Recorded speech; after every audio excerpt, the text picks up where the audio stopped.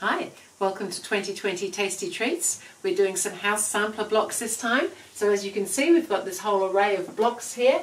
This is a diagram of the blocks that we're doing. There's 20 different blocks and we're up to block 17 this time. So this is the block that we're doing this time. So kind of fun that we're getting so many done.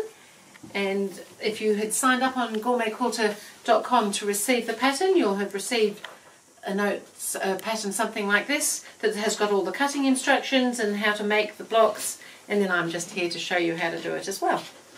So I've cut everything out according to the pattern. I've got my pieces ready. I'm using this light grey as a sort of background colour, so we needed to have 4 squares of those, and we need to do the diagonal markings on those as we've been doing to make half square triangles, although this time we're not putting them onto another square. But I've gone ahead and I've made the marks. I need the diagonal from point to point, and then we don't need the corners, so again I've marked my second line so I can use that for something else.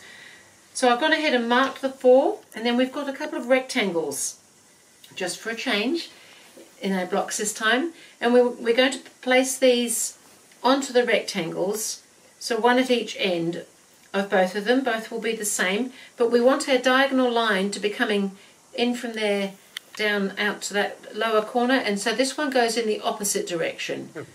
So our stitching line will be coming from here out to here and from here out to here, so that we'll end up with a shape with 2 corners on the same side of the rectangle.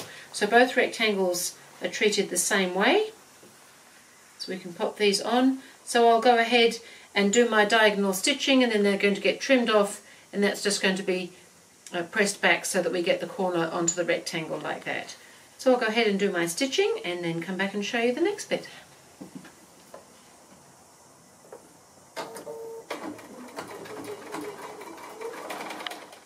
So I've gone ahead and I've done my corners, I've trimmed off the bit that we don't need, and now we just need to press those corners and press the seams into the corner. Is probably as easy as anything, but it probably doesn't matter too much which way they go.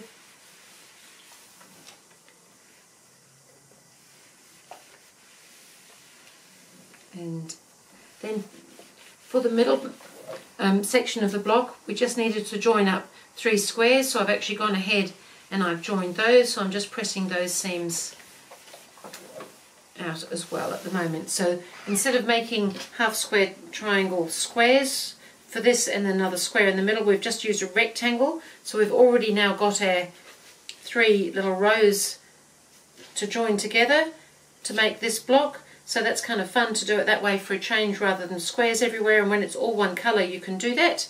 So I'm going to join those rows up now, and then we'll need to come and pop the frames on, so I might go ahead and do that as well. Just finishing off sewing the 3 rows together. We can press that, and then we've just got to put the frame around the outside. This is kind of a fun block to make.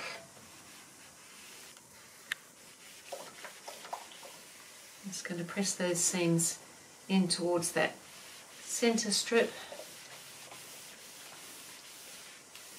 and that's looking pretty good. So we just now need to put our frame around that, our walls for our houses. So I've got the sides and the top and bottom there, so I'll go ahead and put those on, and then I can show you the block when it's all finished.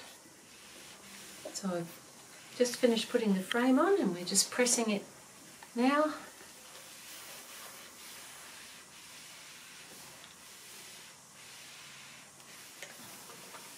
And it's looking pretty good, even if I say so myself. So there's the block, looking remarkably similar to the other one. So that's another one done. So that's block 17 done out of the 20, so we've only got just 3 more to go. So we'll see you again, thank you, for block 18.